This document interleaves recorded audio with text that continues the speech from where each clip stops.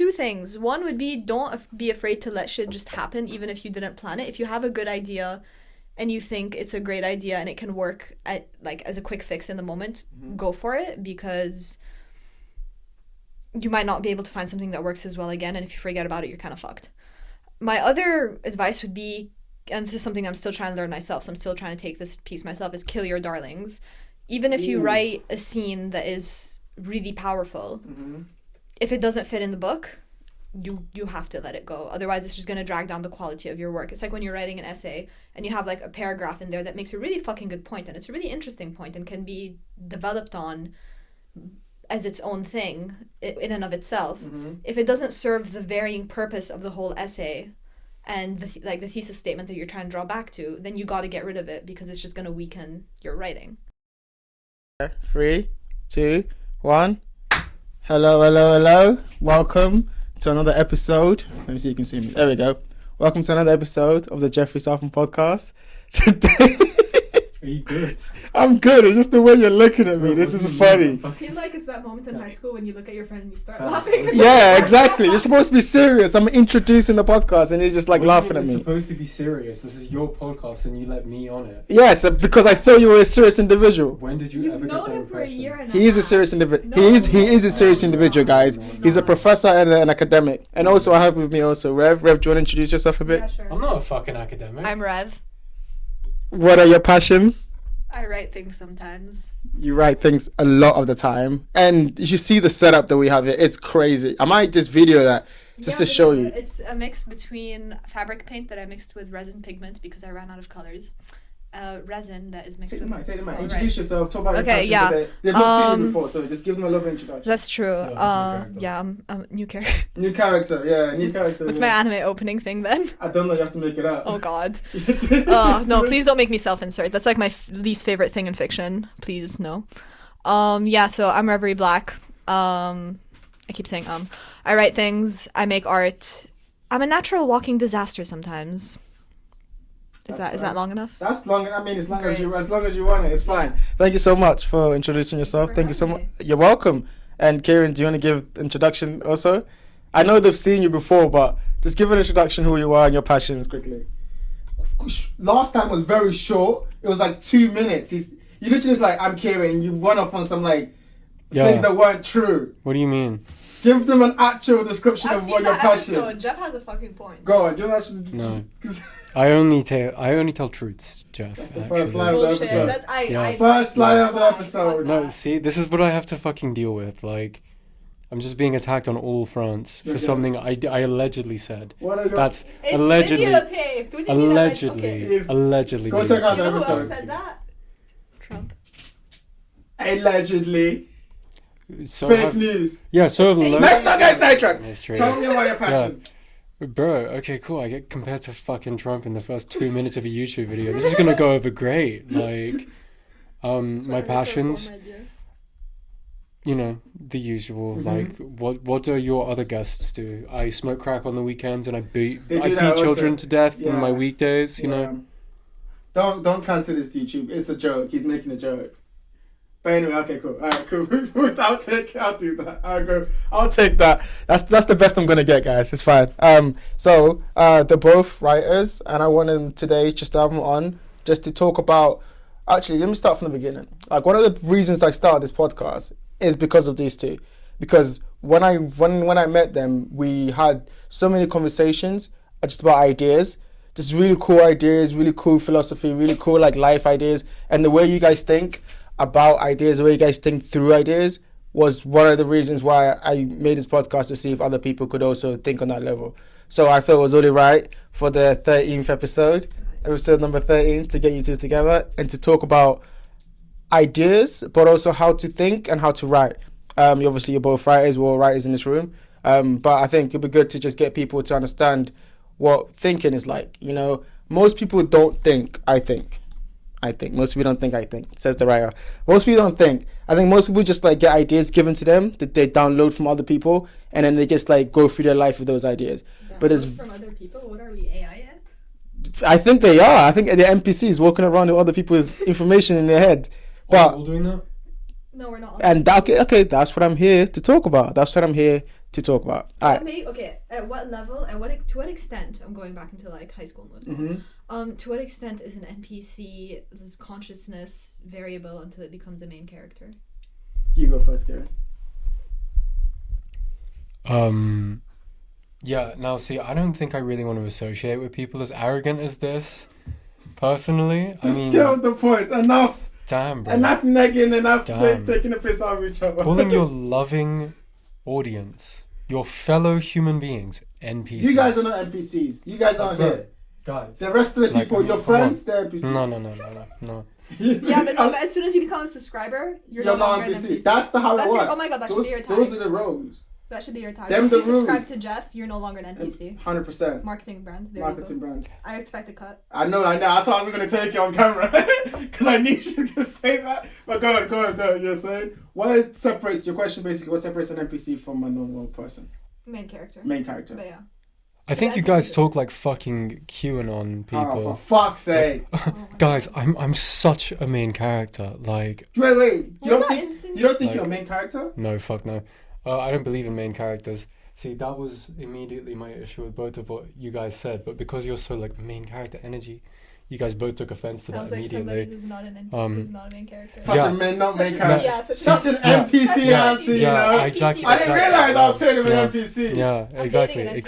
Yeah, you are. You chose this. Alright, cool. So okay, what are the NPCs? What makes them NPCs? You don't like that word? Substitute with another word. Okay, bro, it's legit. Like what you're describing is just people who use the convenience of other people's opinions above their own, without bothering to like inform themselves. I mean, fuck. You're basically describing like the quote unquote ignorant masses or whatever you want to refer to it as. Absolutely, yeah. Like, I don't really see how NPC is somehow a better way of phrasing that. Like. You can dress up a turd in a fucking ball gown, but it's just a turd in a ball gown. Yeah. Sorry, I'm just imagining the semantics of that. Yeah, like, good. I'm glad you do. Yeah. Anyway, so you two filthy fucking Gen Z heathens. Can I answer that? Can I answer the question? Jeff is older than you. Can I answer the question? It wasn't a question. Okay. I was making a fucking statement. Finish making Exactly. You racist. My bad. I'm gonna cut that part out. It was just I was laughing. It just like deep. So what did he say? Find out in the next episode. But yeah, go Have an on. episode of just bloopers. Yeah, that's you should. Yeah, that's how I But call Jeff maybe not racist. talk about bloopers on the episode. Yeah. This is a blooper. How is this a blooper? Because we're alright. I'm speaking from my heart, Jeff. Yeah, you are. My heart. Like that part is definitely a blooper. Can't have it on YouTube. Yeah. You have to take, yes, you can. What do is you the mean? section where I go? What Yes for do you kids mean? or What not do for you kids? mean? I want to be yes for kids. This was never going to be for kids. Oh, This was I never promise it's ever not going to for be for kids. kids. Yeah. Kids yeah. like ideas. No. That came off so wrong. Please edit that out. Yeah. No. Yeah. Rev wants to traumatize children. I like beating up Please orphans. edit that out. It's true. Let me ask the first It's question. true. Let me ask the first question. All right. That was a good segue, Rev, into the NPCs. Okay, but to build up from that, then, how do you guys research? Because I know you're both writers and you're both creators, and you both been creating for a long time, and I've read both your work about substance amazing writers. I'll say right here, right now, in a serious moment, these two are going to be one of the biggest writers in the future. And I think their journey is so crazy to see them right now, because the journey right now, the trajectory they're headed on is crazy. I don't say that enough to you, so I'll take this opportunity to say it. I fully believe in you, 100% believe in you. That's why I spend my time with you guys, because I just know that being around you just makes me smarter. So both of that, no pressure. I think that you guys are going to head so far. and to ask the question, At that point though, go on. that awkward moment when everybody's singing happy birthday and you're just standing there smiling awkwardly, not knowing what to do. Yeah, that's me receiving a fucking compliment. I know, 100%. Both of you like that. Uncomfortable. I know, that's why I gave it. But I want you to go on. I want to go on the question. I'm going to give you a question to go off. Yeah. Okay. So to go off that, then, having given you that compliment, set that stage, easily. I want to talk about, how do you guys research? Like, how do you guys think through complex ideas? How do you, when an idea come to you, take it, turn it into something that's serious enough to write about? What's that process like for you? Just go on that, and how maybe it's changed from when you were younger, so as you become more of a mature writer. And what was that like for you? And say whatever else Okay. you want to say in that. I think when I'm living in my fridge box outside under an overpass, I'm gonna be laughing at you, bro. Fair Be enough. laughing at you Fair enough. from That's- my ivory tower, my that's- cardboard ivory tower. That's fair enough. Yeah, I'll be god of the homeless people. That sounds like. And then he I goes know, on to right? talk about Yeah. how he thinks and he researches. Yeah, see, I don't know, man. The way that, like, okay, like, to me, what I've grown to think about, like, you know, when you want to create something, is research is whatever the fuck you say it is. Like, if you're, you know, if you want to write a story about a kid who, like, fucking, you know, how are you gonna research that? You gotta crank one out. Like, Keep going, it's fine, keep going. but, I thought you wanted your show to be safe. I did, it's fine. It's fine. no, sorry, I'm just thinking about the semantics. Ouch. Wouldn't that just be like, No, because I'm just imagining it, like, Stay on point, anyway, stay on point. Go. yeah, right. How do you research? How do I research? I read about stuff. Like, I don't really, you know, I like animals. I've always liked animals ever since I was a kid. Mhm. You know, big fan of things that live. I think is safe to say. Mhm. You know, with brains and such, I do enjoy me a living creature. Mhm. Inanimate objects are okay too, but, like, you know, it's mostly just on the base, on the basis of, like,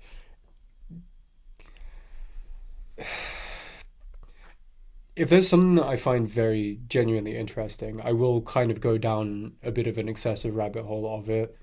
You know, to some people's opinions, but I also find that, like, that creates a more well-informed narrative. So, like, you know, what it really falls back down to is, like, how much research is required in order, say, if you're writing fiction and predominantly, Mhm.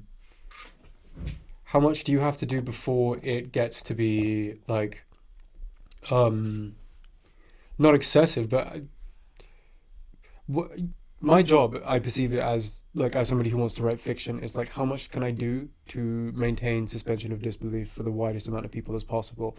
And the way to do that is make a fucking thing that makes it feel like people already live there. Mhm. Like, or, you know, that there's this, like, existing ecosystem. Give a sense of time. Like, that can be done in a lot of different ways that are a lot more interesting than just using animals, but that's, like, the easiest example in my head. It's like, oh, you know, you're in a rainforest. That's cool, but, like, what's in the rainforest? Otherwise, it's hard to picture. I've got a question. Yeah.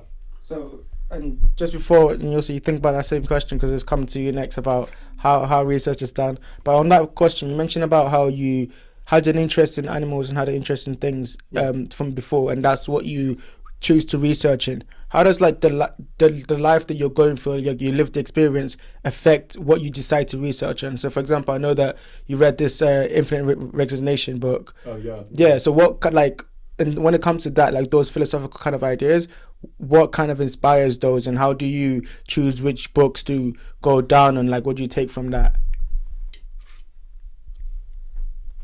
I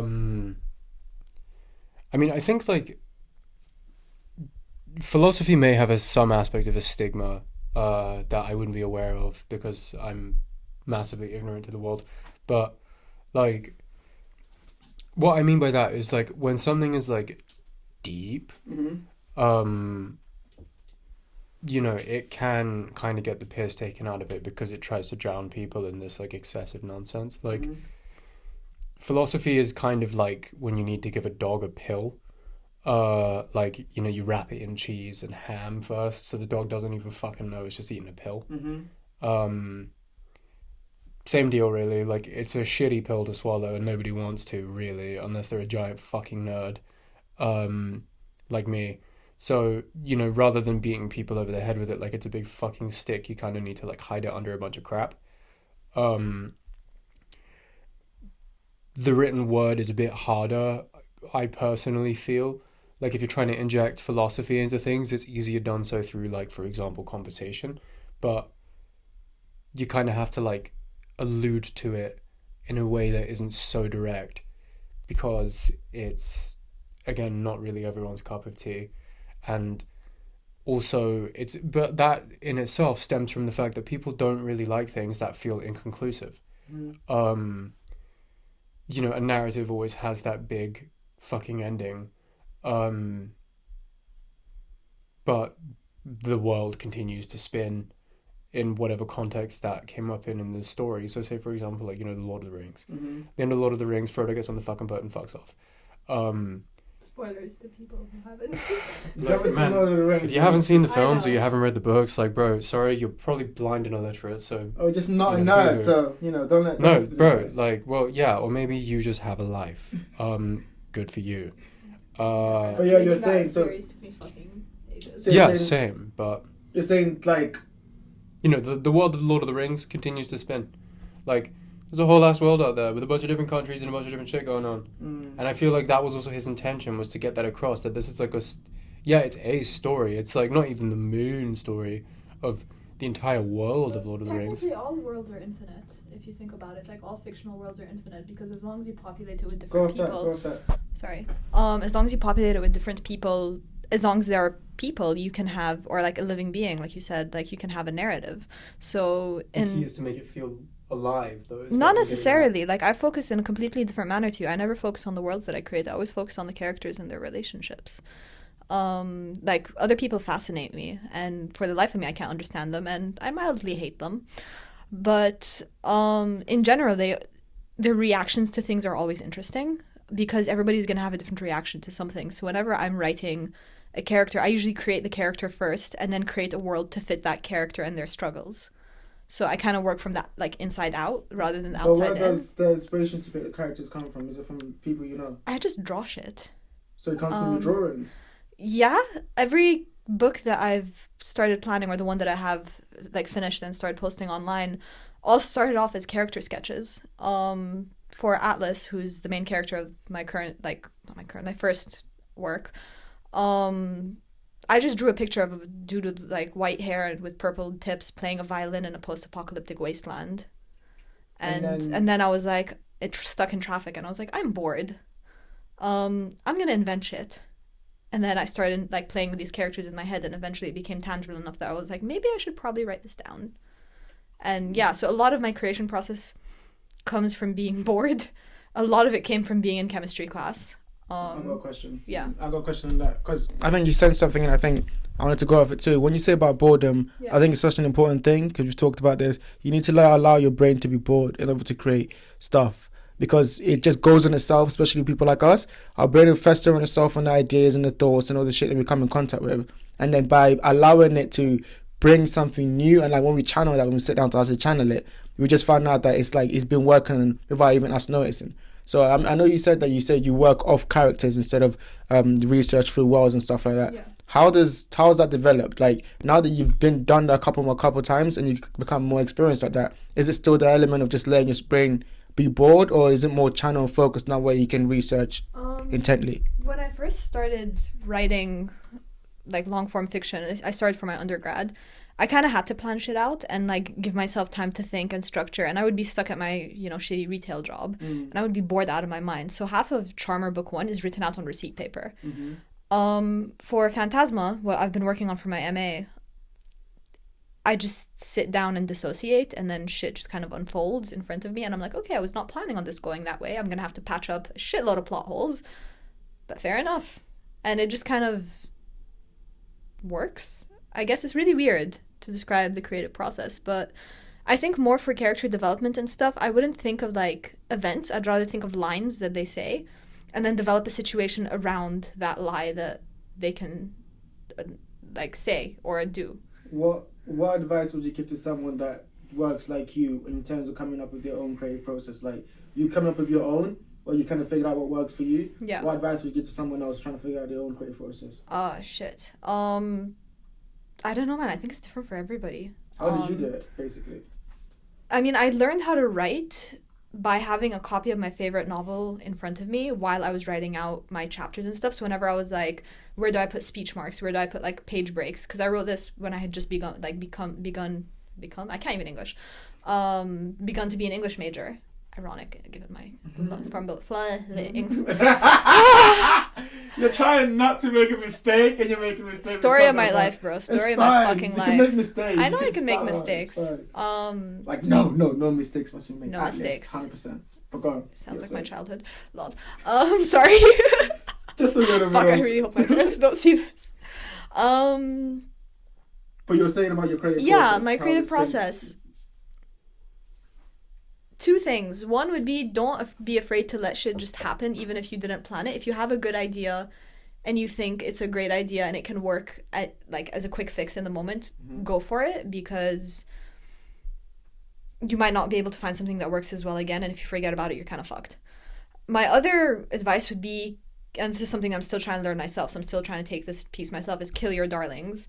Even if you write a scene that is really powerful, if it doesn't fit in the book, you have to let it go. Otherwise, it's just going to drag down the quality of your work. It's like when you're writing an essay and you have like a paragraph in there that makes a really fucking good point, and it's a really interesting point and can be developed on as its own thing in and of itself.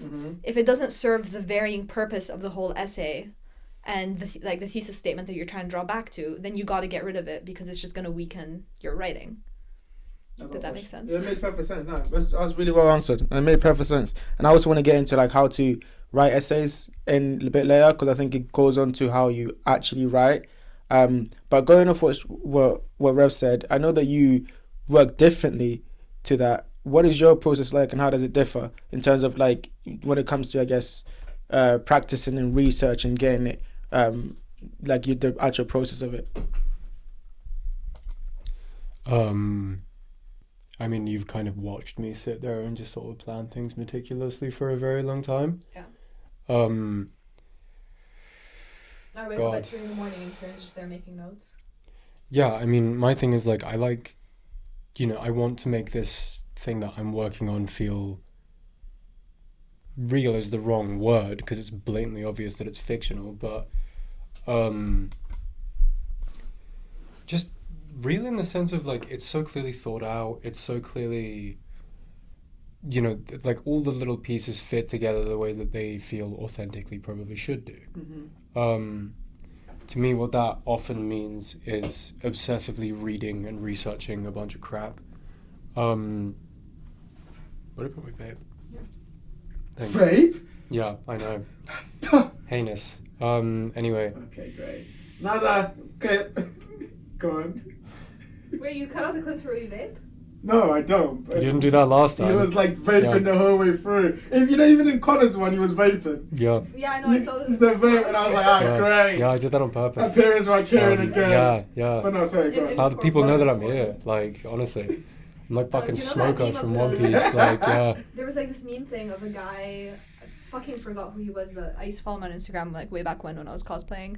And he did this one meme. He's like, when your friend has a vape. And that literally just happened. So he's just standing there, and then like a puff of smoke just like hits his face, and he'd be in different weird locations, like on the beach, in his house. I think one he photoshopped himself on the moon. And then it would just be like a cloud of smoke. Just like out of nowhere. Yeah. Oh gosh, don't vape, kids. Oh. Yeah, no, you shouldn't do. But your creative process and how that. Yeah, right. Yes, this is why you don't vape. What do you mean? Because it distracts you from your creative process. No, I was still on that shit. Anyway. He's like, what do you mean? Yeah, it's bro. Not true. Yeah, it's not true at all, motherfucker. I know what I'm saying. Okay, go on. Yeah. Go on then, go on. Yeah. Anyway, no, you should keep that in. Yeah, bro, like, the way that I try and create things is literally, like, I'll sit there and I'll research for, probably too long. But it's because I want to look at things from as many angles as I can possibly think of. Like, I mean, I was having a conversation with someone today, and they said that, like, I'm almost too creative for my, like, to my own detriment. Like, this, arguably, to me, actually feeds into, like, another thing that I'll talk about in a minute. But, because to me, it's a giant puzzle. It's like a giant puzzle that's, like, just a collection of knots. And the whole goal is to unravel every single knot so that you can see the whole lattice structure and how it fits together. No, not if you do it properly. Keep that thought. Because Keep that thought. for me, the way that I operate in that sense of, like, plot holes is, like, one that's entirely down to suspension of disbelief as to whether or not something is a plot hole. if you lose the ability to maintain somebody's suspension of disbelief, you've got plot holes. That is the problem. If you can explain everything away with rules that you iron out really clearly, and you give the audience the benefit of assuming that they're intelligent enough to follow fucking rules, as long as they're clearly defined, and, you know, this isn't just a throwaway point, but like that it feeds into the wider framework of the entire universe. How do you not get into the habit of explaining if you want to flesh everything out? How do you like plan how you explain things? Like, if you're going to introduce a concept, don't explain everything immediately. Like, for example, with I mean, fuck, it seems like I just can't escape this bitch. Jujutsu Kaisen. Yeah, cursed energy. That is introduced not super duper immediately, but close enough to immediately. Still episode 1. Still episode 1, but what I mean is, like, you're given the basic, like, concept of, oh, okay, so this is how these things operate. You know, like, for example, you see you get smashed through a building, and it's like, okay, cool, but, like, how did he not get fucked up? You find out later, cursed energy hardens the body. Like, you know, it's that thing where it's like, oh, why? And then you give the explanation. So you need to know these little instances of what would make your audience go, why though? Because if you can't answer that within enough of a time frame, you've lost them already. Like, you know, for example, like, I'm trying to introduce a magic system. So I try and capture people with the spectacle immediately, because it's like, whoa, like, this is what it could be. Then I give a comparison point of, like, somebody else with a slightly weaker concept of magic, where it's much more basic, it's much more limited than everything else you've just seen, to show that there's a range of things that you can do with it. And it's not supposed to be like, oh, hey, by the way, this. You don't have to tell people everything immediately. You can give them the benefit of the doubt of assuming they're intelligent enough, as long as you explain yourself down the line in a way that feels conclusive. But then that goes all the way back to the balance of show don't tell. Because that's what it literally You're is. supposed to do, but there are some very, like, rare instances where telling actually does work. I like agree with use of paratexts and stuff. Yeah, no, you have to tell some things, of course, but it depends on the kind of narrative you're working on. I've got a question. I'm speaking from a narrative that moves entirely forwards in a linear fashion. Oh no, I'm saying about non-linear. Yeah, no, I'm not talking. Yeah. That's a whole separate fucking barrel of, like, eels. I've got a question on that, and to base of that point, then, what aspect of your story that you're writing are you most interested or you most excited to write? So I know you talked about the non-linear storytelling and how you kind of let your stream of consciousness go when you're writing, and then afterwards you kind of relay the path again and plug the plot holes. What aspect of your story are you most excited to write and develop? I don't think I have one that I'm specifically excited to write. It's more like I plan out key scenes that I want to be in, that have to be in, and then when I'm writing, I'll just write with that goal in mind. So for Charmer, the only reason I'm going to be talking about Charmer and not Phantasma is because Charmer is up and out already, and Phantasma is still a work in progress. So now people know the name of it. I mean, oh, boo-hoo, someone's going to steal the name of Phantasma. It's a pretty cool name. It is a cool name. No one's going to steal them. My audience aren't like that. They're thinkers like us. They're not NPCs who steal shit. Come on. I'm defending you guys. That's a separate conversation entirely, bro. We're going to go back to that. But anyways, what is Charmer is protected by copyright law, so we're good. I was really excited to write the scene where Atlas, now this isn't out yet, so keep reading if you want to find out how this happens. Atlas snaps and decides to go to, like, basically one-on-one battle with Akemi, who's literally, he can like bloodbend, but not really. It's like more complicated than that, but for the sake of simplicity of the video, imagine bloodbending. So he goes there and he's like, okay, I'm gonna because he can control people with his instrument. He's like, I'm gonna control you with my instrument, and I'm gonna make you pay for doing what you did to my friend, because you're a piece of shit. He is a piece of shit. Akemi, not Atlas. Akemi's a god, right? No, he's not. He's the second prince. He's Kai's brother. Okay. Kai is Atlas's boyfriend. So Akemi is like, aha, but you've played your last song, and then he makes him play his violin until, like, his fingers bleed, and he, like, collapses on the ground because Akemi wins the fight, because Akemi technically doesn't really have, like, a soul. So he can't be mind controlled, because that's how shit works in my universe. And I was so excited to write that scene. Why? And what about that scene? Because I enjoy writing scenes about music. I really do. Like, all the scenes, like the prologue where Atlas was playing on top of a roof, I was really excited to write that, but that was the first thing I wrote, so I got it out of the way. Or the performance when he gets invited to play at the King's Court. I was really excited to write that one. I just really like writing about how music makes people feel and how it slows down time, in a sense, and how it can almost be used as a weapon of sorts, but like literally a weapon, in this case. And I really hate Akemi. He's a heinous character. And then I wanted him to like go into battle, but he had to win because I needed 2 more books to be planned. And if I ended it there, that would have just been book 1. One of the books. Going off that, then, what's the most difficult part of your story to write? Editing, bro. Go on. I'm retconning all of Charmer now, and my god, it is a pain in my ass. Because I have to figure out how to fix things in the early narrative without disrupting the later narrative. So up until chapter like 16, I have to edit it. But after 16 to 28, we're chill. So I have to fix chapters 1 to 16 without really changing what happens in chapters 17 upwards for consistency's sake. And it ain't easy. At all. I think it's hard because you have to be very like... Yeah. And I have to cut a lot and I have to create and write a lot. And obviously, my writing skill has changed because I've been through all of my undergrad and I've been through all of my masters. Like I just finished my MA where I was writing practically every day. So there's a huge difference between when I first started writing Charmer Chapter 1 to when I ended writing Charmer Chapter 28, and now what I can do after having written so much crap for uni. So how do you know which parts to keep and which parts still to get rid of, even though it's reckoned? I'm still working on that. I have like a notebook that's filled with scribbles and a timeline that's planned out. So maybe in a later episode. we can revisit that. Yeah. Okay. Same thing for you. Same question for you, Kieran. What part of your story are you most excited to write about, and then what part do you find most difficult to write? I'm not going to disclose either of those things yet. I haven't written it. You don't have to say the... Yeah, no, I'm not going to. But in terms of like the ideas behind it. Or like, you can talk around the topic. God, I mean... Okay, I mean, well, to start with, the way that I try and create things is like literally the antithesis of that, actually. Which is why I wanted you to on this podcast. Yeah, no, I get that. Like, the way that I try and organize my work is so that I don't have to go back and really make any edits other than probably just basic grammatical issues. You know, I like to know, but it's also, I think, just based on the, like, scale is not necessarily the right word, but because I'm planning a pretty long narrative, I kind of need to make sure that I've got, like, all of my ducks in order. How many books? As of right now, 16.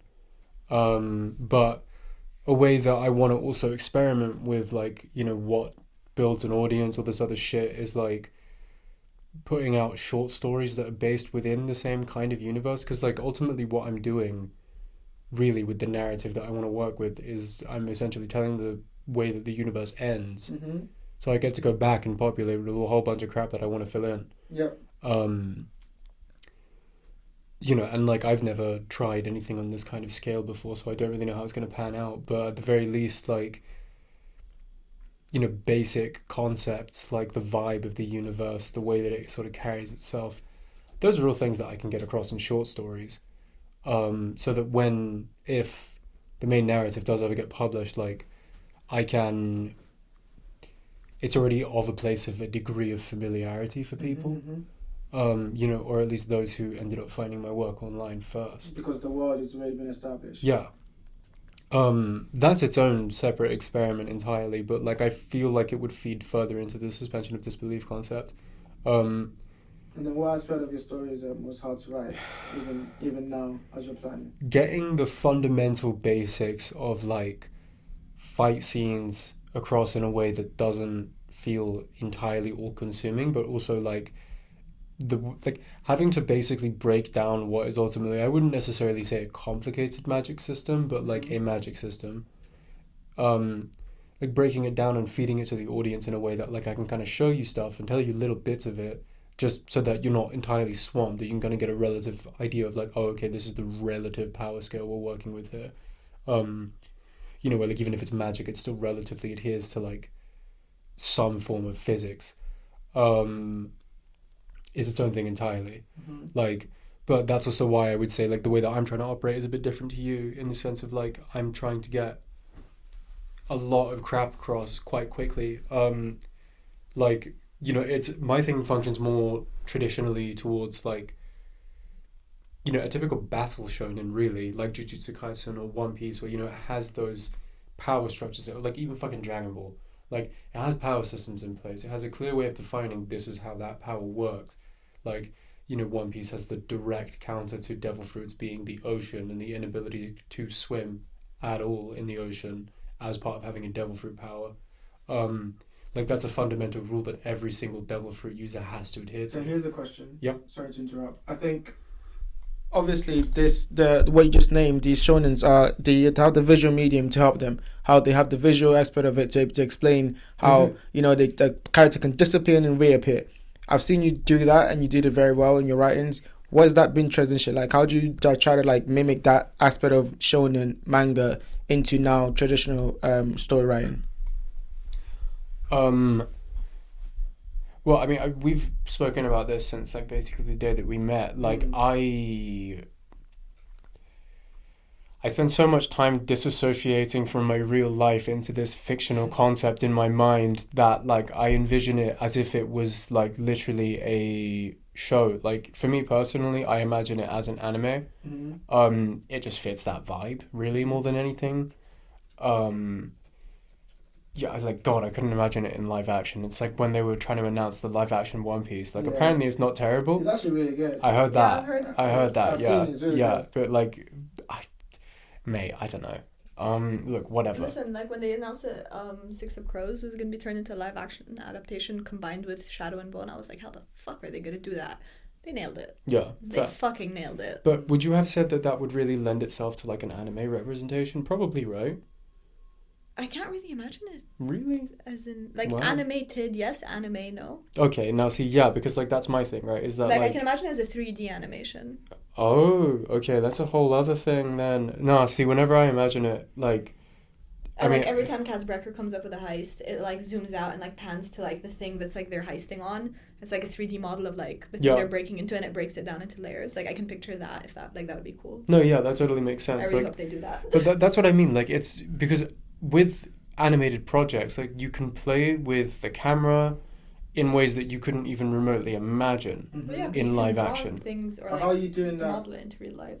Because I know you're doing that. You're attempting to do that for your writing. Yeah. And I think this is like a new way. I've not seen it done before like that, where you're actually taking anime as a serious inspiration and using their fight scenes in your own unique way. Yeah. But how are you attempting to do that? Speak on that. To tell you the truth, I legitimately don't know. Like, I've done everything I possibly can for the sake of like, well, no, I haven't yet, but you know, for the sake of like trying to drum this world up, and like, basically, if I can convince myself of something's efficacy in terms of does it work in the fundamental framework of everything else I've put together, like, you know, whatever, I'll probably throw it onto the pile. But everything connects to other things. Like, I don't like it when they leave standalone threads to just taper off. You know, I try and give everything not necessarily a form of like resolution, but some degree of explanation is very important to me. Like, especially when it's something as important as like magic, how does it work? You kind of have to explain that one. Or, well, not necessarily, but if there are rules in place, you need to justify that and show that the rules are something that need to be adhered to. I've got a question. Yeah, like, no worries, but like again, as an example, as always.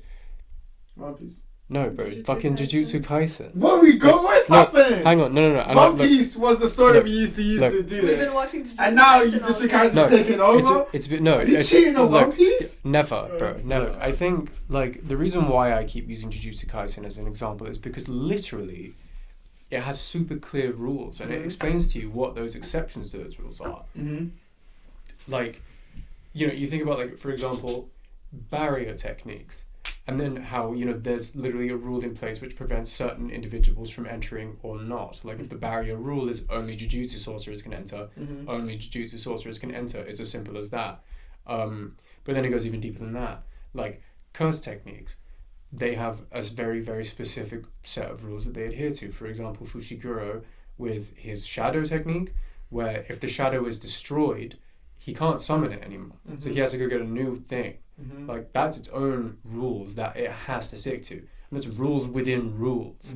Like, because it now works on an individual basis. Like, that's how complicated it gets. And it goes so fast.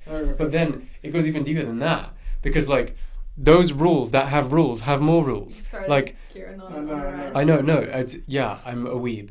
But, like, look, it's like for example, domain expansion, right? Yeah. How certain domains, but not all domains, have a guaranteed hit attack. Unless you can overpower that domain with your own domain Oh, like within or another reason. Yes. That's why Gojo completely cancelled out Jogo's. Yeah.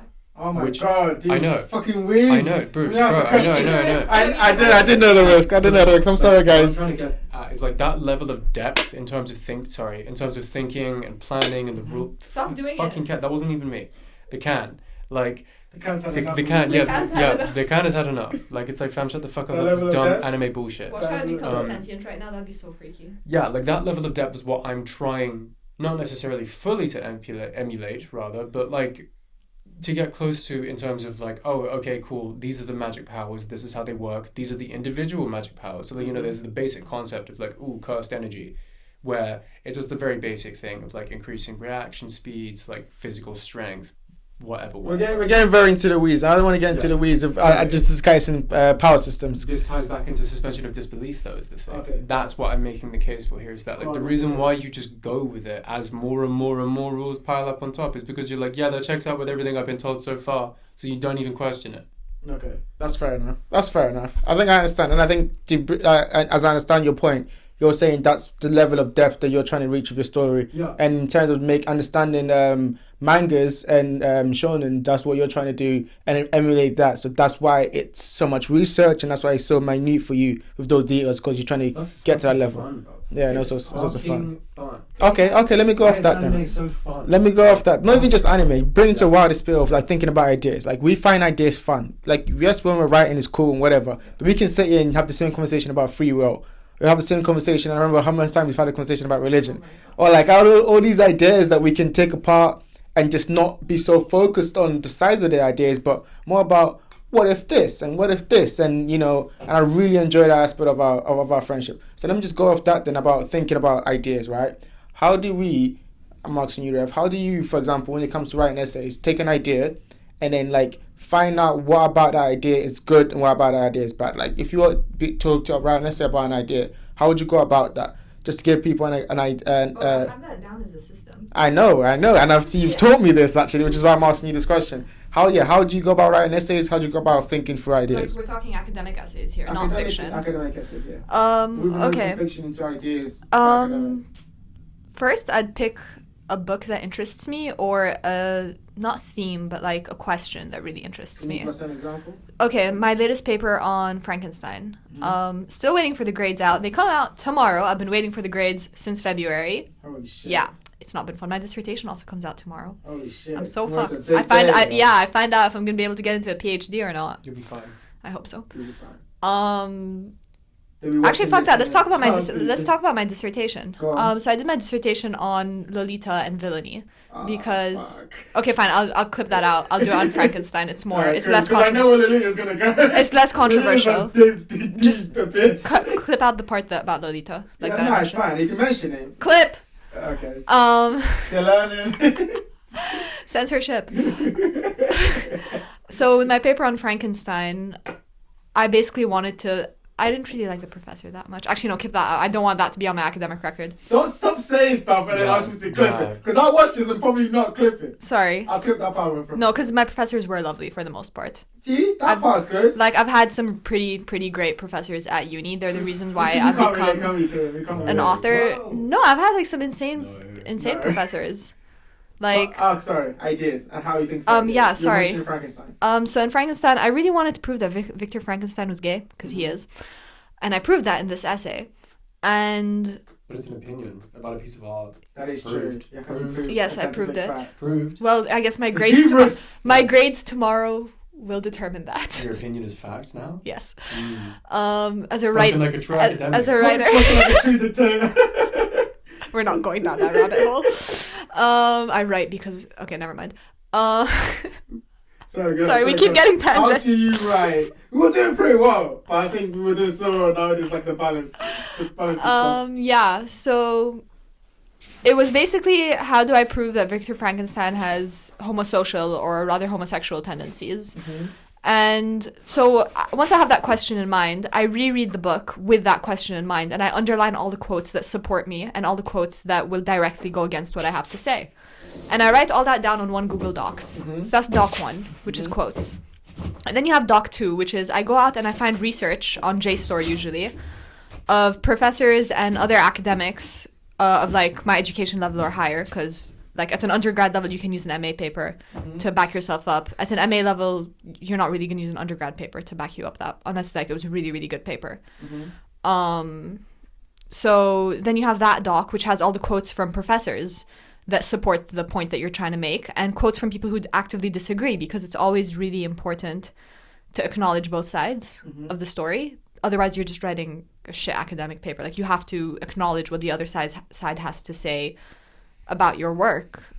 Otherwise, you're just you're not having a conversation, because academia is supposed to be a conversation. So you argue both sides, as in like No, you stand for one side, but you bring up the other side, and then you say, well, my response to them would be X, Y, Z. So, for example, with Frankenstein, they'll be like, oh, but he was in love with Elizabeth. And that's not the case, because the night of his wedding night, she gets murdered before they get to consummate their marriage. And my argument was that the monster is a representation of Victor's repressed homosexuality, because he always appears when it's convenient for Victor to not be straight. So he gets engaged and then goes on a 2-year trip around the world with his best friend, who he spends about 5 pages describing how beautiful this friend is. When his wife dies, he has maybe 1 line or 1 paragraph about how sad he is. But when his best friend died, there's a whole chapter about how he almost died because he was so stricken with grief. Was your argument this was intention by the writer? Yeah, well, maybe not. I don't know what the intention of the writer is. I mean, Mary Shelley was fucking unhinged, but mad respect to her. She's visionary. Are we all a bit unhinged as writers? No, Mary Shelley was unhinged. I don't know if this is true or not, but I read somewhere that she carried around her husband's heart, like after he died, and she had sex on her mom's grave. Yikes. I'm not sure if this is all true. You can fact check me here, Yikes. but this is what I've read on the literature forums. Yeah. I've never gone out of my way to see if that was true or not. Like it's just funny to believe that it is. So then that's 2 docs. So 1 doc of your quotes from the book, 1 doc from quotes of the professors, and then you have a 3rd doc. In that doc, you start tying together which quotes support which ones. So your quotes as like from a professor would be like, yeah, I agree with this instant, and then you can say, as Professor XYZ said, this, and this, I agree with them on the basis of, and then you add in your own point and your own analysis, because you have to put in your own point of view. Otherwise, you're just repeating what other people are saying. I've got a question. Yeah. Just literally to base off that, and I'm going to ask you the same question also about how to write essays and how to think through ideas. Okay. So, but how do you? So, what have you learned from that process? And you've done that process many, many times. What have you learned from that process about how people think, about how you think specifically, like about ideas, like what you believe is to be true, and then you've done research on something, you think actually this is a new idea, a new perspective I've not thought about before, and just generally, how do you think that reflects on other people, how other people think you see maybe on your course or just like out in the wider world? I keep saying You're allowed to say it's annoying. It's annoying me, so I can imagine that it's annoying everybody else. I hate you, Jeff. Good. What was the question? The question was the question was how many times I can edit this out? There's no. Okay, I'm joking. I'm not gonna edit this out. No, how about this one? Wait. Oh no, it's broken. Oh shit! It doesn't bend, bitch. Oh shit! So there's always just there. See? They can't see that. They can't. Bend Don't swear at the camera. Also. I'm not swearing. I'm just telling that I can't bend my middle finger because I got crippled when I was 19. Okay, fair enough. Okay, great, thanks. So basically, the question was, how do you think through? Like, how does learning about how essays work and how you've kind of done that? How does that help you think through ideas for yourself? And then how have you seen, just in comparison to how other people think through ideas? Because I know we can all agree that most people out there don't do that process that you just mentioned. They don't sit down to rigorously take apart ideas, think about the other side, think about their perspective, what the other side has to say, think about research that's done out there by academics, what they think about that research, and then come to their own unique point of view. So I'm saying that process will teach you a lot about thinking and a lot about ideas. What has that taught you about just, I guess, ideas in general, but also about how other people think through ideas kind of very, like, not rigorously? I'm not sure about the other people thing because I don't really get deep or talk about like academic stuff with anybody that's not the two of you. The way that it's developed my ideas, though, it really helped with my fiction because it taught me not to be scared of scrapping ideas and going back to the drawing board over and over again. And it's allowed me to have, like, my current work that I'm doing started off as a choose your own adventure novel and then developed into 6 books. And then it redeveloped back into one massive brick of a book that's going to go both like in the future and in the past at the same time, meeting up in the middle. It's a bit of a mess. Crazy. It's a mess. It's so unique that I'm excited to see what happens. So am I. I don't know. Please stop doing that. It's driving me insane. It's just in the peripheral of my vision. I just see this vape twirling. It really helped me let things just evolve because with essays, your thesis can go through like 5 or 6 changes minimum while you're writing a paper. Now we're talking about a paper that's about 4,000 words because let's face it, that's as long as you need to get anything substantial across. Anything shorter is not a fucking research paper. Tell that to us at uni, man. I was getting that 3,000 words. I'd struggle with the 3,000 words. I'd be like, fuck, I gotta cut out 1,000 words now. Yeah, it was a pain. Like, if you go through my Instagram like archives, it's literally just posts of me studying and crying, art that I've made, and then me trying to crop word counts down. That's it. That's been my life for the past like 6 years of like since like the last 2 years of high school up till now. Yeah. It just lets you, back onto the main point. It just lets shit evolve because Phantasma has devolved and evolved into so many different fucking things that I don't even recognize it anymore. It started off as a project for art school, and then I took that idea and developed it for my master's, and I developed it and I developed it and I developed it. Then now I have this really weird world that I've created, and I'm not really sure what to do with it, but it's doing its own thing, and I'm just vibing. Well, I'm not vibing. I'm sobbing with my glass of wine and crying over the screen, but you know, it happens. It's close enough. Close enough. It's close enough. But yeah, go on the same question. First off, how do you write essays? How do you think through complex ideas? And what would you advise people on how to think through complex ideas? Pretty much exactly the same way, actually. Minus the fact that I definitely don't really think about complicated things, Jeff. Yes, you do, all the fucking time. What is the meaning of existence? What is the meaning of life? That's not a complicated idea. Am I living in my true logos? What is self-actualization? Is free will even a thing? Self-determinism. Linguistic determinism. What does it mean to be? Existential crisis. I feel like if you opened up a dictionary and looked up existential crisis, you'd see just a picture of Kieran there chilling with his monster. It's not that deep. It's okay. Like, fair enough. Because I disagree. I agree with that. For a rare moment where I agree with you. I'm going to let you go. And explain why. No, yeah, because it, like, okay. At the end of the day, as much as I give a fuck about whatever it is that I might be talking about in an essay, right? Say if it's like for my undergrad dissertation, I did a philosophical analysis of Goodnight Pom Pom. That's the definition of no, because if you think deep. No, because if you think about it, is this like look, I'm not getting into that whole bullshit. But you did for your dissertation. I know I did. Sorry, I'm just being a bit like a dick. So I'm just being a dick for the sake of being a dick. I'm poking at you, just let me get a word in. I'm sorry. Yeah. Bad interview. Sorry. Interview. Go on. Speak your mind. God damn. I'll speak my mind. I don't think you want me to do that, Jeff. No, speak your mind. So you do not want. Yeah. No. Yeah. See, I'm just not racist like you. Clip. Yeah. I don't know, man. I think like.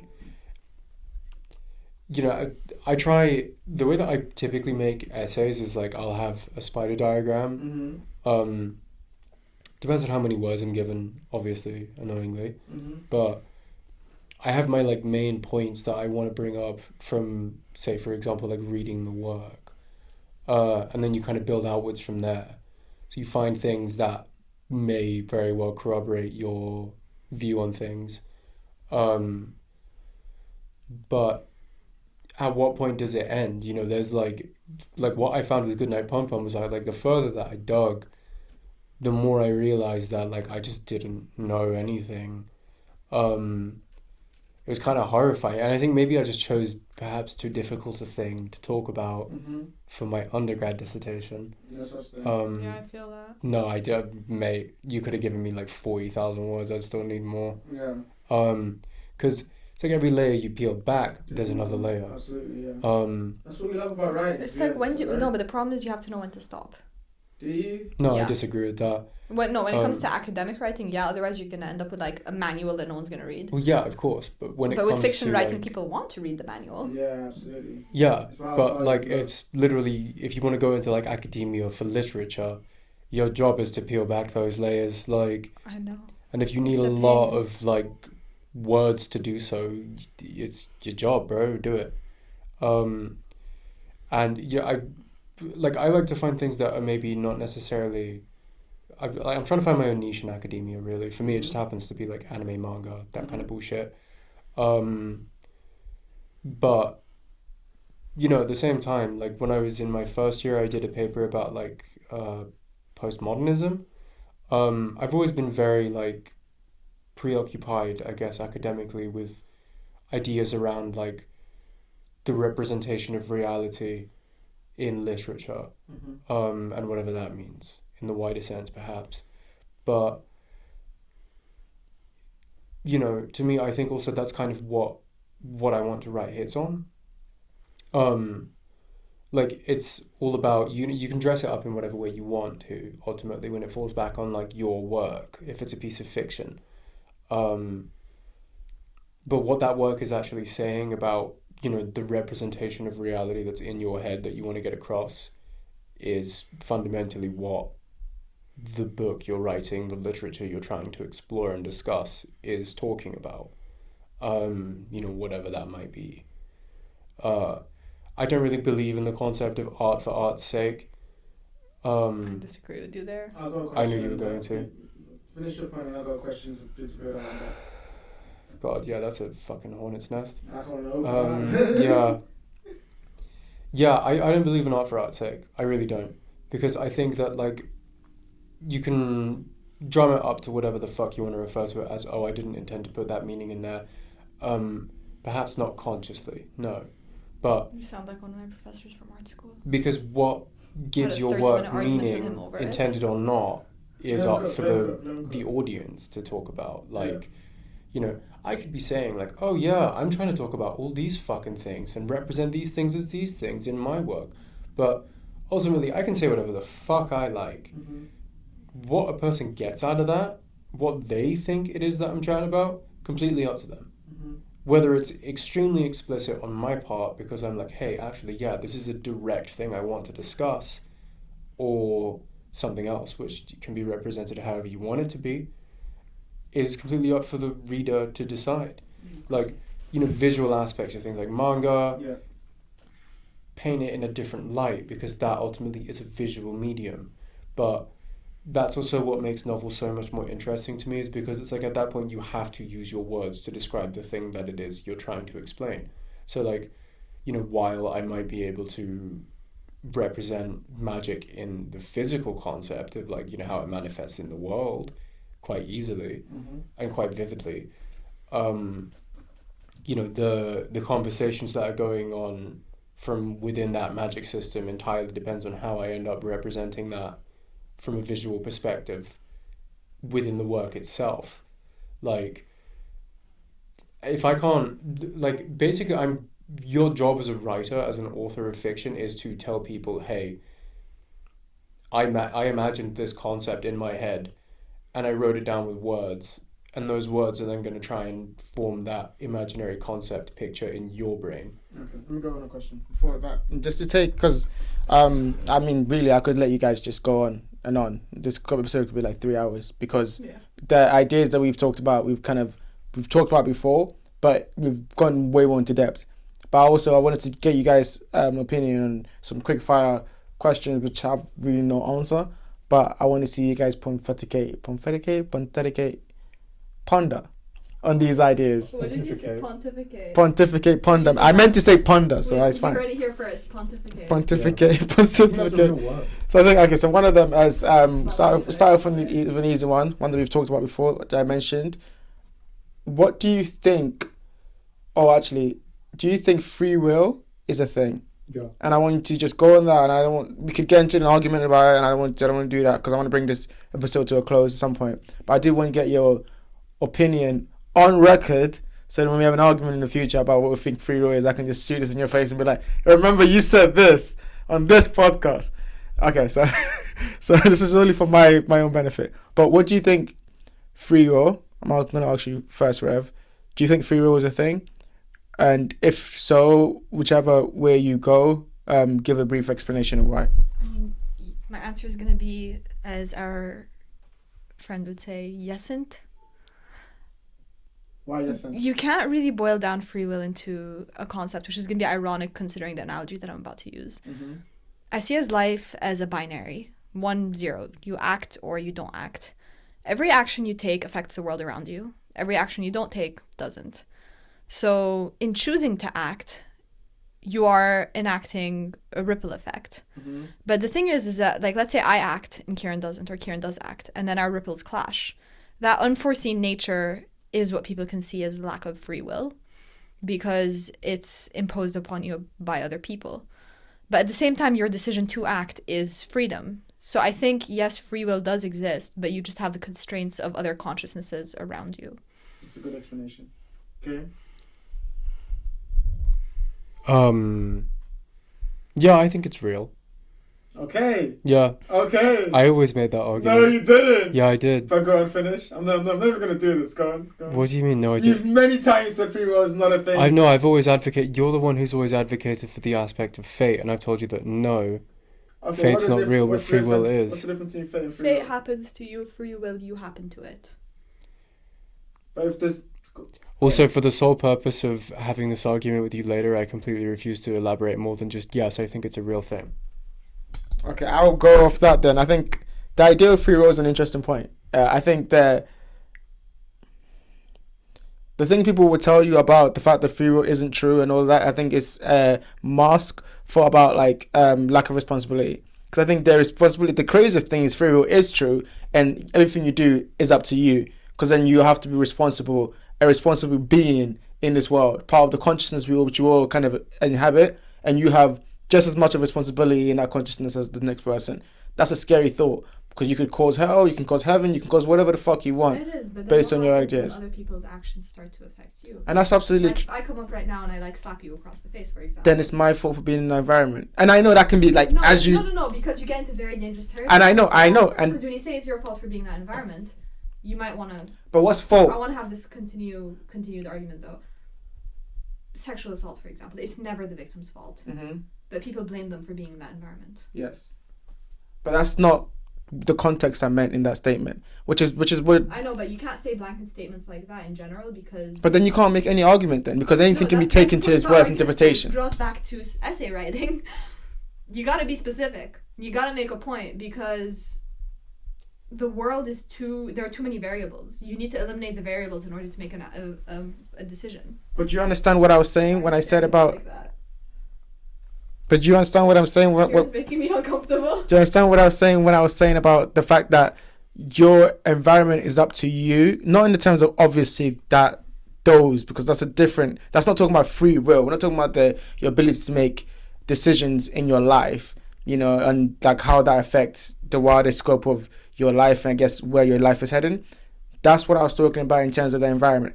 I meant like you can put yourself in a group of friends which aren't for you. Right, and if you have a ripple effect where in the long term you end up not being the kind of person you want to be, you put yourself in that environment. You could have taken yourself out of that environment at any time. Yeah, but you also underestimate the power that those people could have had on you. It could have been manipulative, it could have been toxic, they could have kept their claws into you. You could have just been a kid who doesn't really have that much awareness of like the social implications of what's around you. So it also boils down to ignorance and just general like cognitive level. I agree. I think in the end it's a bit of both, which is like not an answer, but there is an aspect of both. What we're both saying is true. There's an aspect of the responsibility you have as an individual, which how far you take that is based upon how far you let it. Yeah, But also the world at large can affect you in a negative way, and your environment can affect you in a negative way. It does, but I mean, I think people should always try to just be the best version of themselves. I guess you're always one decision away from completely changing your life. Like, if I wanted to tomorrow, I could go shave my head and fuck off to, I don't know, some random country. Yeah. I think you should. I'm not going to do that. I think your environment is going to. I think us as the environment should. Oh yeah, sure. Let me just dip and like leave it. I can't do that. I could if I wanted to, but I'm not gonna. Yeah. Because I have social responsibility. Go on. I agree with you both, and I disagree with you both. I don't think that life is entirely based on a binary. To do so is also, in your own words, a massive generalization and a blanket statement. No, I'm saying it's a binary in the sense of you're acting or you're not acting. I don't agree with that either. Elaborate. The decision not to act is the decision in itself. So you're always at a 1. No. But even if you don't act, it doesn't affect the world around you. I disagree with you. Not acting equally can affect the world around you. Not acting is a choice also. No, but in choosing not to act, not as if like I'm watching someone get murdered. But you're making tons of decisions and tons of decisions. You're making but you're making loads and loads and loads of decisions that you're not even aware of. So are you constantly just making a decision every single time from the get-go of like when you're awake to when you're asleep? Yeah, well, okay, it's like the whole argument of like you've been an active participant in something since before the moment that you've been born. But by that logic, if I'm making choices that I'm not aware of, then free will doesn't exist. But I disagree with you. You have to expand. You can't just say this. Okay. This is not the rule. Treat this as an essay. Oh, for fuck's sake. Why'd you... First of all, explain what okay, fine. I don't agree with you on the basis that, like, to... Wait, repeat what you said last. The binary of making decisions, basically. Thank you, yeah. Okay. Lack of free will. Yeah, no, because free will exists in the extent that, like, that goes back to the argument of, like, to what extent are we in control of any decision that we make? Is it all just down to environmental factors? Is it all just, like, there are a million and one different contributing factors in every single thing that you do, every single second that you make a decision of any kind, or not make a decision of any kind. We're having effects on the world that we can't even remotely perceive of in the moment, before we're alive, and after we're dead. So the argument that there is no free will is entirely a fallacy, in the same way that the argument that fate is somehow real as well. Neither exist, but both presumably exist at the same time, because free will and fate are entirely based on human conception of existence. Like, what other conception of existence? You have Schrodinger's cat and I have Kieran's free will. The concept that, like, his neighbor is alright. No, like, there is what you're both ultimately trying to boil actions down to, and events and happenstances is this going somewhere? No. Mm-hmm. It isn't. Because the argument of free will exists in the sense that, well, no one told us to get here. No one told us to advance this far as a species. No one told us to go to the fucking moon. No one is telling us to go to Mars. We don't have to. We do not have to. For survival's sake. So we only operate, then by that logic, then free will doesn't exist, because we're operating on survival instincts. Going to Mars is just one wider concept of propelling the human existence. Yeah. I think it's But people would turn around and say, no, that's our destiny. But then that brings in the whole argument of fate into it. So is it just fate versus free will? No, what I'm telling you is that it's literally neither, but we say that it's both. I say or one or the other. Nothing. What is your argument? My argument that it's either is based on the fact that ultimately I personally believe that neither exist. Things just are.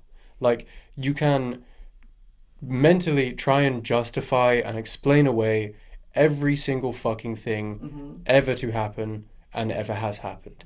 Like, there's always a reason for something. Whatever. No, okay, cool. So just to go off that point about free will, I wanted to just interject. What you're saying is very, just a point. Basically, we've been arguing about this for a long time. I want to get this point.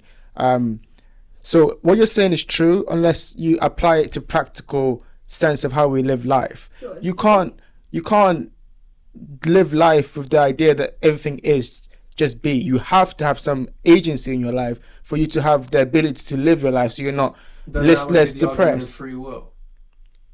No, because to a point of like lack of free will, like the job that I'm working right now.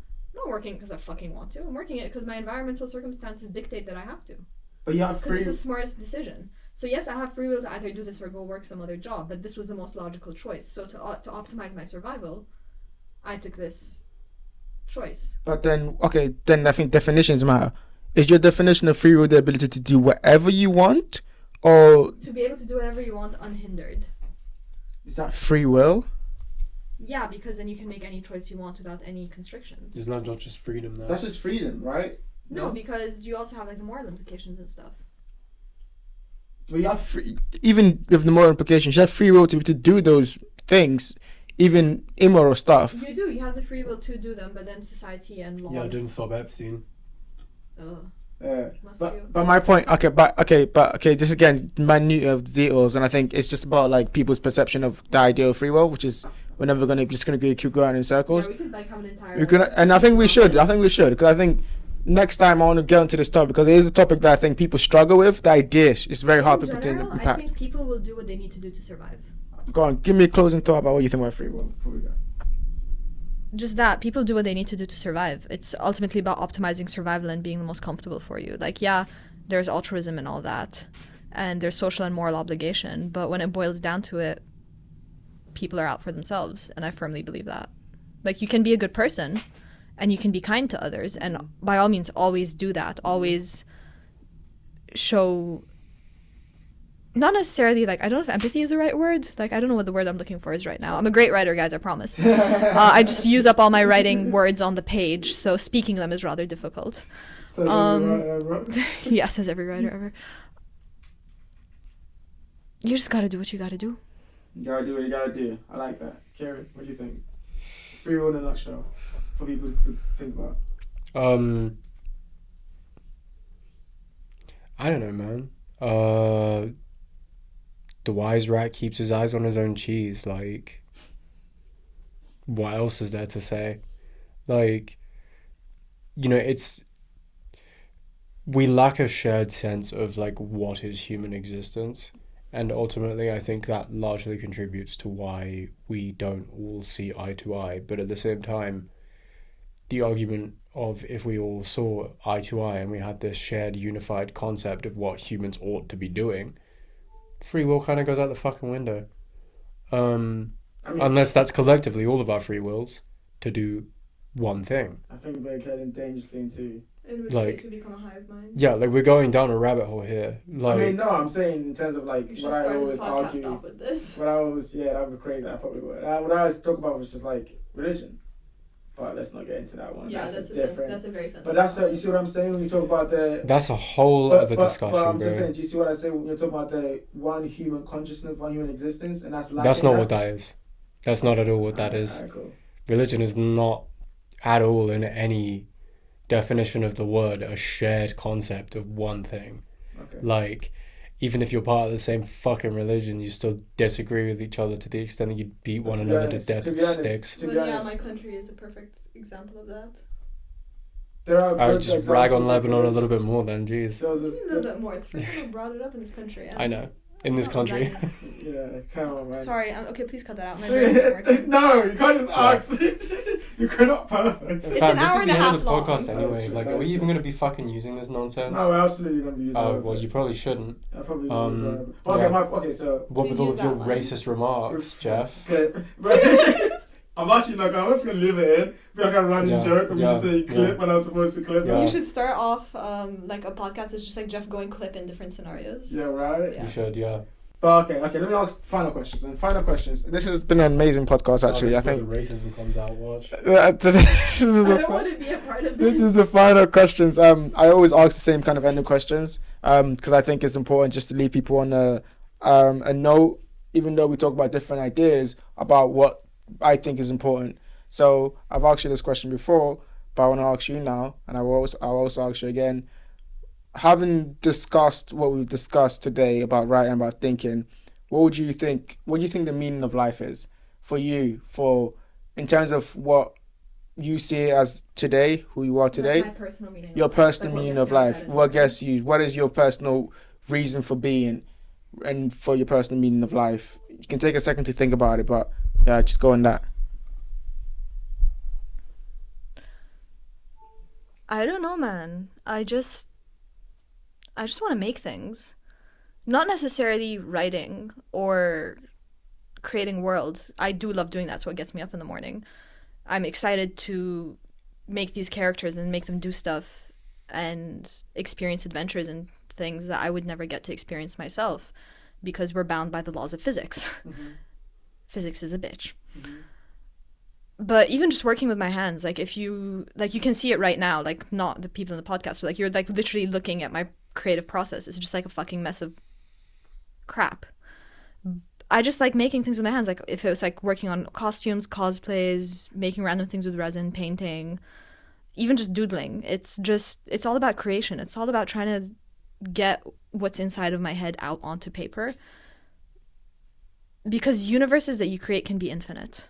They have infinite possibility, infinite potential, infinite stories.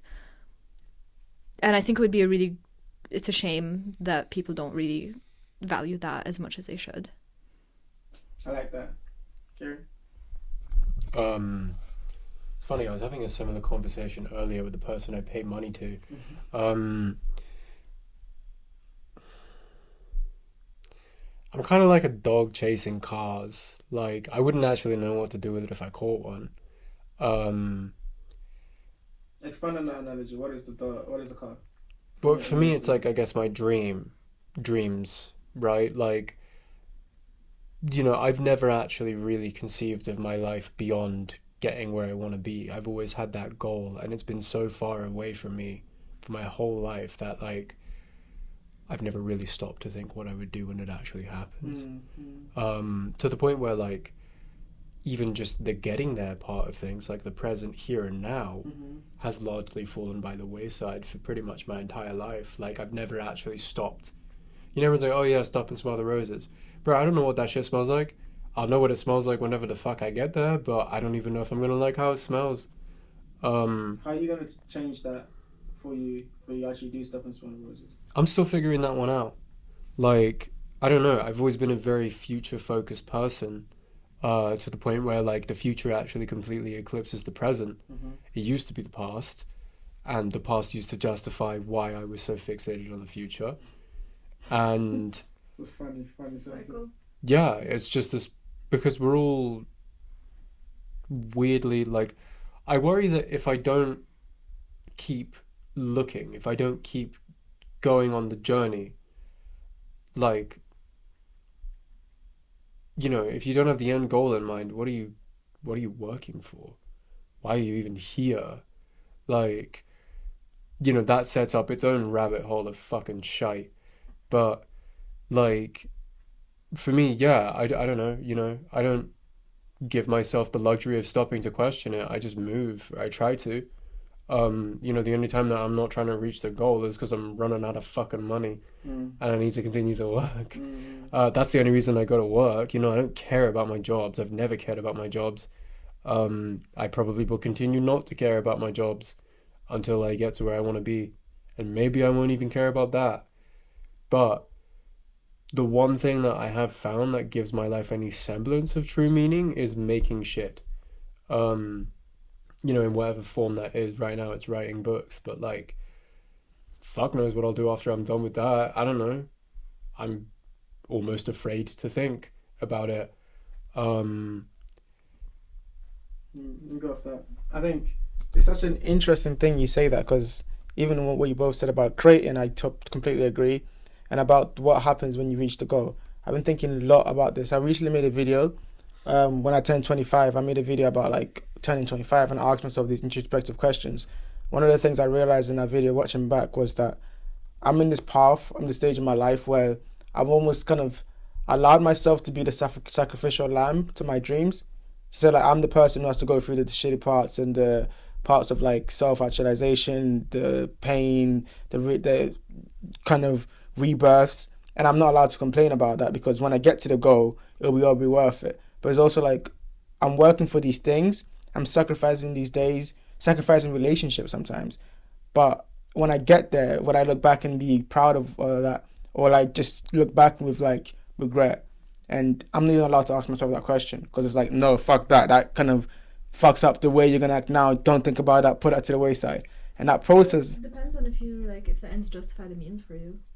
I think it does, but I don't think that's the best way for my life to think. You know, I think right now it does justify the means, but when I'm like 30, will I still look back and say that? I guess that question doesn't matter. I'm still gonna do what I'm gonna do. Yeah. But is a point of like I'm contemplating the price that I'm paying for the things that I think everyone else desires. Basically, we all desire fame, we all desire success, we all desire these things imposed on us by society from when we're kids, but also we've kind of grown into that and we think, actually, I do want some of that. But when I get there, like you said, like, will I look back and be like, well, this is what, like, actually, these are the moments where I actually enjoy. These are the things that I actually should have sat down and smelt the roses. And so I'm trying to balance that aspect of my life, but... Well, yeah, but that's your rock to roll up the hill. Like, absolutely. You can't think about how you're going to feel at the top of the hill until you actually get there. Yeah. You just have to fucking hope it's worth it. As long as you have another goal, like, as long as you always have a goal, I think you'll be fine. Yeah. It's like, did my undergrad, great. I was like, what's next? Did my master's. Now I'm about to do my PhD, and I'm gonna be like, what's next? Become professor, write book. And when I'm done with Charmer, literally, I gave myself maybe, like, 6 months of a break after I wrote, like, my whole fucking manuscript. Mm-hmm. And I started working on Phantasma. And before that, I was working on Keep the Faith. And before that, I was working on Alpha Test. And I just keep working on different universes because that's the point. That's the end goal. I'm never going to stop writing. Like, I don't plan on retiring, even when I'm 80. Unless I have carpal tunnel, I will use text-to-speech. I love the fact that we said that because I'm going to play this back to us one day when we're, like, mature and, like, have a little bit of space from life. Because right now we're way too close to what we want from life to actually look at it with, like, fresh eyes. In fact, I will always be... Because, like, I do it as a hobby. And then I decided to make it my livelihood. Yeah. I think it's interesting. I think, just to close out the podcast, because I know we've been going for an hour and a half and we could keep going. But I think, I said it before and I'll say it again, I'm really interested to see all of our progressions. I'm really interested to see where we end up. I think you're right. I do need the balance of people who will tell me, shut the fuck up, keep going. Like, there's no point worrying about, like, where you're going until you get there. Those are the most important things. You want to find out if it's worth it. Get there and then look at the mountain and see. Because a lot of people try to tell me, relax, break, work-life balance. Nah, bro, I want to work. I just want to keep working. Yeah, there's no aspect of, like, rest for me. And I struggle with rest because what is rest? Because then you take a day off, you're like, I should be working. And I rest when I'm dead. Yeah, sleep when you're dead. Sleep when you're dead. Sleep is the cousin of death. I don't sleep for sleep is the cousin of death. Alright, that's a great way to end it. Thank you so much. Just before you go, I always ask people if there's anything you want to say, any questions you want to ask. No? Anything you want to say, just end the podcast. Thank you for being here. I'm very, very happy. Yes, plug my shit. Guys, read Charmer. It's about a magical gay musician who can mind control people with his instrument. Available on Wattpad. Link in the description. Yeah, link in description. I don't know.